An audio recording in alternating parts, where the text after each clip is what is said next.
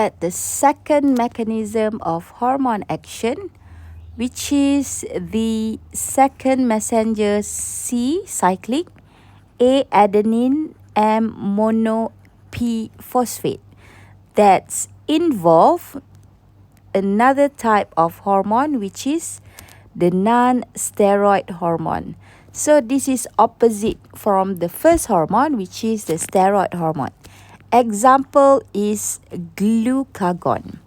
Since non-steroid hormone is hydrophilic and it cannot soluble in lipid, so the plasma membrane is hydrophobic. So plasma membrane is hydrophobic, while the non-steroid hormone is hydrophilic. It cannot pass through the plasma membrane.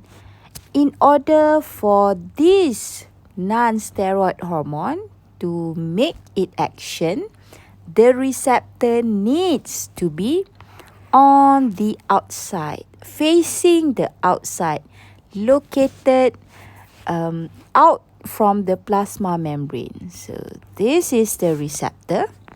This is the hormone. Steroid hormone, that also known as the first messenger. It cannot enter the cell, hence it's bind to the receptor.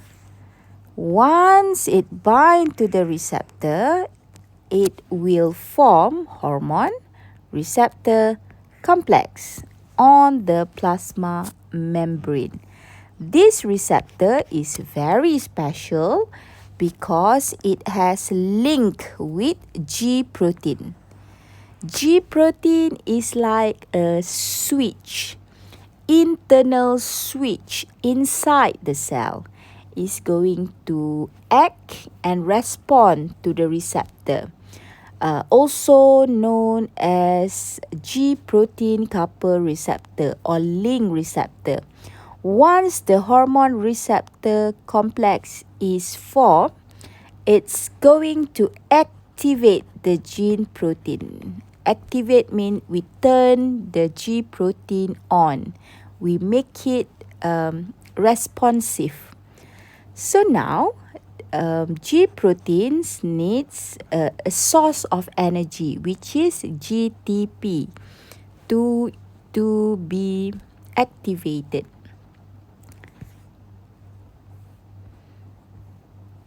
Right? This is what happened. Next, the activated G protein, after it has been activated, will again activate another enzyme that also located in the cell, which is adenylyl cyclase.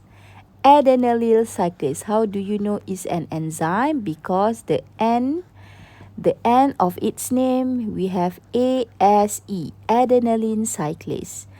So what adenylyl cyclase will do, it's going to break or convert ATP that we already know to cyclic adenosine monophosphate. Normally, ATP we have 3 phosphates, so basically adenylyl cyclase will remove the 2 phosphate group and change to a cyclic form. It's a chemical reaction. Now we have cyclic adenosine monophosphate. This is the second messenger. So it's basically act as important signal, but not the first one, because the first one is the hormone outside the cell. cAMP is the second important signal in the cell that's going to produce a series of responses related to an enzyme, which are a few kinases. In this example, it gives protein kinase A. So a variety of responses by protein kinases will happen in the cell. Now, what does the kinases do? Kinases, because this is example that we used earlier, is glucagon. Glucagon is a type of non-steroid that will be released when the blood glucose is low.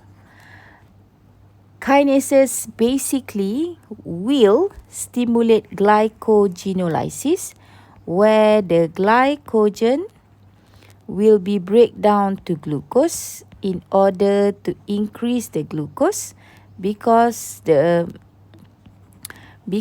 glucose level is low, and also it will increase gluconeogenesis. That's allow protein and fat to be converted to glucose. So that's how a series of kinases will make sure the glucose in the blood will be increased. A series of kinases. This is what we call a series of kinases. Do you have to memorize all this? No, you don't have to. You just mention that once adenylyl cyclase is activated, it's going to convert to cAMP. cAMP will activate a few protein kinases in a series of reaction in order to stimulate glucogenolysis and gluconeogenesis. That's all. That is what happened when we have glucagon. In conclusion, non-steroid does not enter the cell like the steroid hormone because its receptor is located outside of the cell on the plasma membrane. It will become the first messenger, while cAMP will become the second messenger to activate a few series of reaction in the cell. That's it for the second mechanism. Thank you.